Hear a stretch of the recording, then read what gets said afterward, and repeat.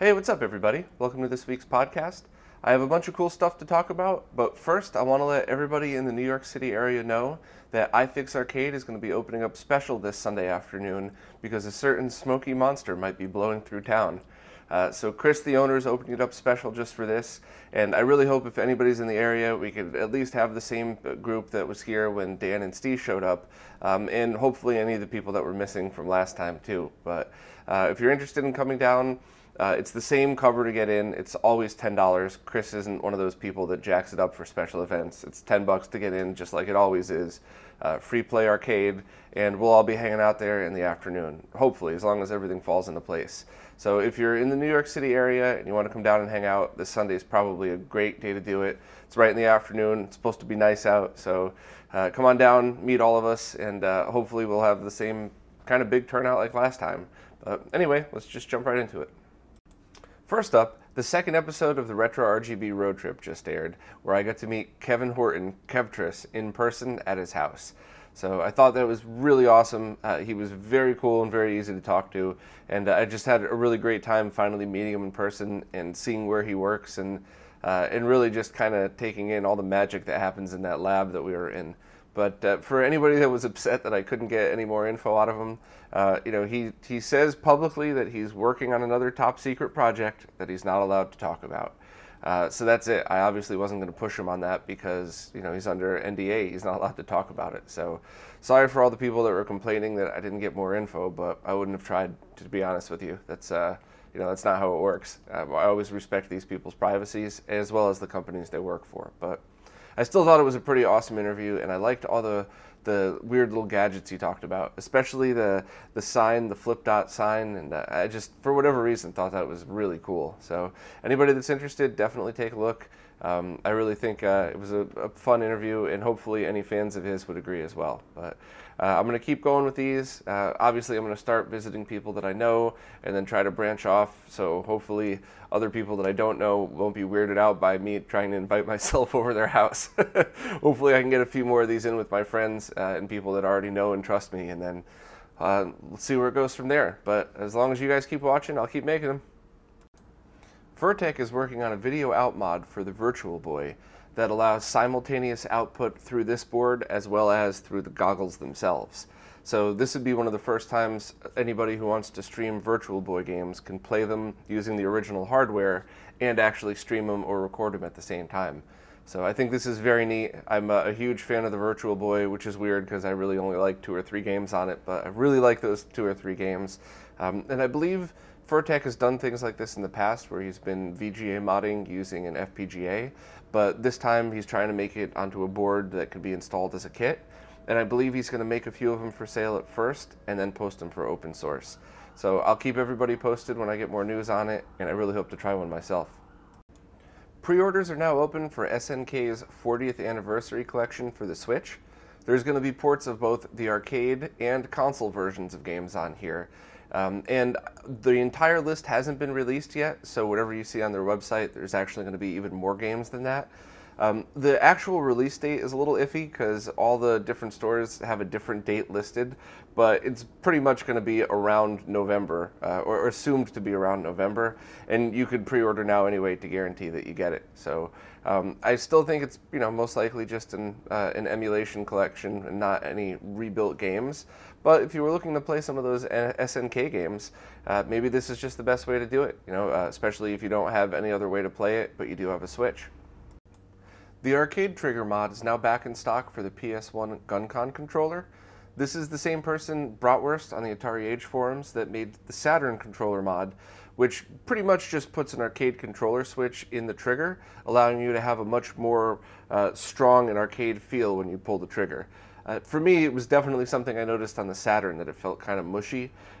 So upgrading to an arcade trigger with this 3D printed bracket is probably going to be a good idea for anybody that's a fan of those light gun games.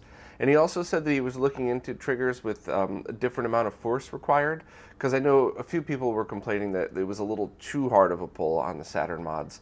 But I think it's just a drop-in replacement, so his 3D printed board would still work on it. But more info in the links down below, and if anybody wants to mod their PS1 Guncon controller, it seems like a pretty cool thing to do. Somebody sent me a link to a very crazy looking 10-port SCART switch that has multiple outputs and a ton of input options. So each SCART port can be toggled between JP21 or SCART EuroSCART. So it's compatible with both cables, and you could mix and match, which that alone is, I think, the first time I've ever heard of a switch that does that. It also has two SCART outputs, an XRGB mini style output to go direct into that scaler, as well as RCA outputs, so you could use RCA to BNC adapters to go into a monitor.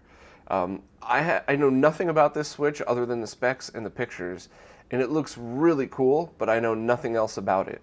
So if anybody's heard of this before or knows the company, please let me know. If anybody thinks it's worth buying, maybe I'll pick one up, take it apart, and do full testing on it, because it's not too expensive. I believe it's around $200 US. And if it's built properly and there's no interference, and it outputs multiple at the same time without any issues, then this might be a very, very cool thing for people that need to mix and match JP21 and SCART cables. But please post down below and let me know what you think, and maybe I'll pick one up, stick it on the scope, and do some testing. GameTech is now an official reseller for those RockerGaming GameCube Jewels, which I think I mentioned that a week or two ago, and it's just a pretty cool way to mod the case of your GameCube to get custom looks to it. I, of course, liked the Metroid one best, but anybody that's looking to pick one of those up, now you can get them through GameTech as well.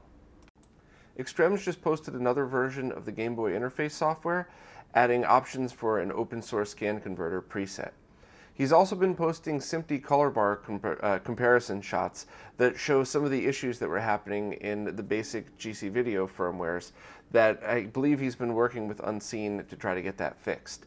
It's a pretty small difference in my opinion, but something that in the long run is always good that it's going to be fixed. He's also posted a lot of updates to the wiki itself, including some pretty cool things like posting the settings for his DataPath Vision capture card, so you can get a really great capture from the Game Boy interface out directly to the DataPath software. At the moment, I think he just has the settings for the official GameCube component cables, but either way, it's just a really neat thing to have on there. Also, thanks to everybody who posted down below last week about their thoughts on the Game Boy interface software. As I suspected, all of the comments were overwhelmingly positive. People really, really love it. And I think hopefully the feedback will go straight to Extrems and he'll be able to see some of the things that people are really wanting more than others. Which, you know, it's a hard thing for any developer because there's stuff that you want to work on and there's stuff that other people want you to work on, and that might not always be the same thing. But as always, I'm a massive fan of Extrems' work and that project because it's a really awesome way to get original Game Boy, Game Boy Color, and Game Boy Advance games through RGB.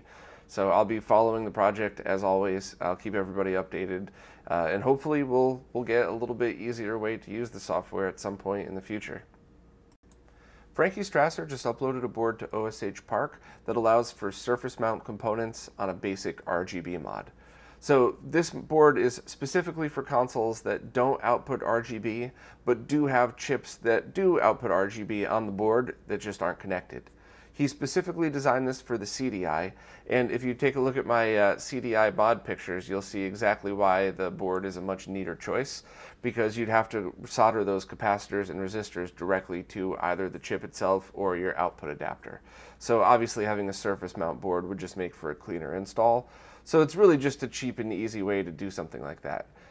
You could use a board like his to tap the outputs of that chip directly from it and then maybe sit this board on top of it with some pretty fluffy double-sided tape just to give a cushion and some space. I think that would work pretty well in many cases. And the opposite, which I would love to see, is a version of a board like this that goes directly onto the output DIN, kind of like you see in this hacked together picture here. Because I think mounting or soldering wires to those DINs can be a pain sometimes, and having something that slides right over with just the surface mount components there might be a great solution for people who just want to use the same style DIN that's used in the XRGB Mini. That way you could have a pass-through cable with no components in it, slap this board on the back, and be able to change the components for whatever console you need.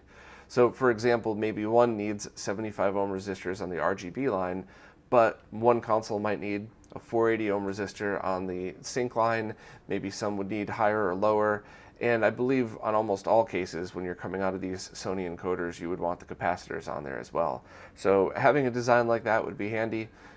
This design that he's already put up is obviously a great one that that would come in handy for anybody just looking to clean up mods like this. Because while stuff like this isn't bad, anytime you have extra weight hanging on something, it's always better just to do a small surface mount board. So I think I talked quite a lot about just a basic little board with a few components on it, but we need more simple stuff like this, and anything to take one step out of any of these installs is really something that's helpful both for beginners and for people that want to pump out a bunch of these. So thanks to Frankie for posting it, and hey dude, if you got time, maybe do one that kind of like this board, but that includes the surface mount components right on it.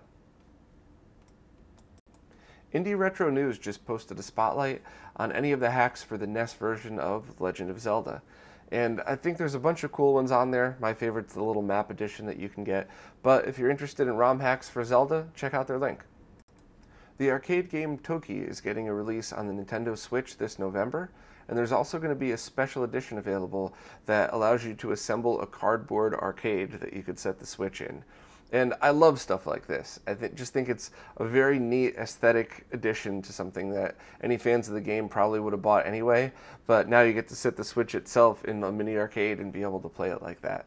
So I hope we see stuff like this for more releases, and it can't be too expensive a thing to add. I mean, it's just a colorful cardboard box that you could snap together. So very cool, and I hope to see a lot more of these. Voltar just uploaded another video on PS1 mods, showcasing mods that maybe you haven't seen before, and it's your typical Voltar video filled with Bob Ross solder porn and a bunch of really cool tips and tricks. So anybody that's interested in this stuff, definitely give it a watch. I always enjoy them, and I hope he keeps pumping these out. The game Chasm is finally being released on July 31st to everybody, with early backers getting a July 16th release available on Steam. This game is going to be on Steam, PS4, and Vita, and it has procedurally generated levels, which I guess means if you play it just once, it'll seem like any other Metroidvania style game, but if you go back and replay it, it'll be a little bit different each time. So it's something I'm definitely interested in. I wish it was out on the Switch too, but I'll get to it on one of the other forums as soon as I can. But this is yet another Kickstarter that's like 4 years late. So I really wish people had more realistic expectations of what it takes to do some of these things. And I guess as Kickstarter backers, we should all just expect everything to be late, which sucks because it shouldn't be that way. That's just the way it is. So hopefully the game will be good and it'll be worth the wait. A new version of the SD to SNES menu editor was released that supports the latest version of the firmware, which is incompatible with the older menus. So the bad news is if you already made an awesome menu for an old firmware, you're going to have to redo it with this. But the good news is that new firmware includes a bunch of fixes and Super FX support. So it's without a doubt a worthy upgrade.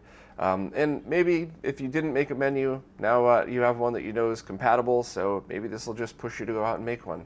Smoke Monster made me that a while back, and that has been my default menu on my SD to SNES ever since. I just think it's really neat that every time I fire it up, I get my logo on it. But link is down below to both the firmware as well as the menu editor itself. Maxim on the SMS Power forums just did something that I didn't even think was possible. He took the arcade voices from the Space Harrier arcade game and was able to port them over to the Master System. So now, using his patch, you could play the Master System version, and every time the level starts or you get hit, you actually have the arcade voices coming out, not the weird little Master System sounds that you sometimes heard. There's a video down below that shows the differences of them, and I'm really looking forward to patching Space Harrier 3D and giving this a try, because I really like that game. It was one of the few games I played on the SMS as a kid, and I like silly 3D stuff like that. So being able to hear it with the arcade voices would be a pretty awesome thing in my opinion. Mellet has started shipping the first few prototypes of his Virtual Boy dev programmers. These are not ROM carts. This is just something that will allow you to program his 16 megabit and 128 megabit carts, as well as dump any Virtual Boy carts that you have. So while I'm certainly waiting for his FlashCart to be released, this is a pretty cool dev tool that I thought I would tell everybody about, and also just because I like the way it looks. So I figured I would just show it to everybody. But anybody that was looking to do Virtual Boy dev programming, check out the link. And if you're waiting for the FlashCart, I will let people know about that as soon as there's any info at all. And lastly, Phonedork's back. After over 2 years of not posting a video, he's back with a guide on how to get Amiga WH load to work on your Myst FPGA system. So it's kind of a niche video that I think is pretty cool, but to be honest, I'm just glad he's back. I hope we get a lot more videos from him, and maybe someday I'll even get out to see him out in Arizona, I believe. But cool video. Check it out if you have a Myst or if you're just into that stuff. And hopefully this is the first of more to come from Phonedork, because I definitely miss his videos. Well, that's it for this week. There wasn't too much to talk about, but I just report on what I see. I don't make any of this stuff up, so hopefully you'll be back with a lot more next time. But as always, thank you so much to all my Patreon supporters and to everybody that supports the channel. I couldn't do any of this stuff without you, and I hope to keep doing a bunch more stuff just like it. So if you're around this Sunday and you're in the New York City area, don't forget to stop by and say hi to Smoke Monster and all of us hanging out. And if not, I'll see you guys next time.